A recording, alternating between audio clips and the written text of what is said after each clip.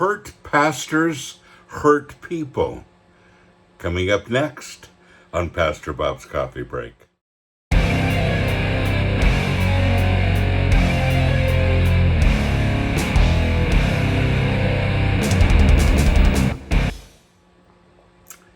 It's one of our older mugs. Hurt people hurt people. I use this one a lot because I want you to know that this is the case. We have a lot of very hurt people that are in leadership in the Christian community, and it's not a good idea to follow them if they're hurt. Hurt people, and it keeps on going on and on and on. Here's the question for today. Dear Pastor Bob, I've been attending a small church for a little over a year now. Instead of feeling encouraged when I leave the service, I feel beat up and conflicted. The rest of the congregation does as well. The pastor's sermons always seem angry and condemning.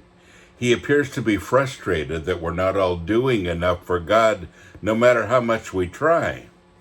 He isn't the kind of person that is approachable or even correctable. I chose this church since it's close to my house, but I am having second thoughts about it. Your opinion? I have some opinion on this. Run. So, I think it's summed up in this. I heard a pastor say one time, if you don't understand ministry, it looks an awful lot like work. Yeah. Ministry, in my ministry anyway, there are good and bad days, and there are times when it's a bit frustrating, but it doesn't seem like work. I can work long hours and not get tired just because I enjoy it. It's something that my heart and my soul and everything that's in me wants to do. And so I think you have to be at that place, but I also think you have to be healthy to lead healthy people. I've seen some pastors that shake their fingers and preach about how sinful everybody is, and you better get down here and repent again this week, and they go on and on and on with all these negative things, and they're always blasting the congregation, and people leave frustrated. They feel an obligation because the pastor rules by guilt. Jesus died for our sin and our guilt, both. And man, it's such an important aspect of ministry. Love, love, love. Love God, love your neighbor, love others, love yourself. That's what Jesus said. Love, love, love, agape. And when that kind of love is there, this kind of anger and this kind of frustration disappears. Well, I want to go to James chapter 1, verses 5 through 8. And it says, if any of you lacks wisdom to guide him through a decision or circumstance, he is to ask God of our benevolent God, who gives to everyone generously and without rebuke or blame, and it'll be given to him. So when we need wisdom, we go to God. When we need understanding, we go to God.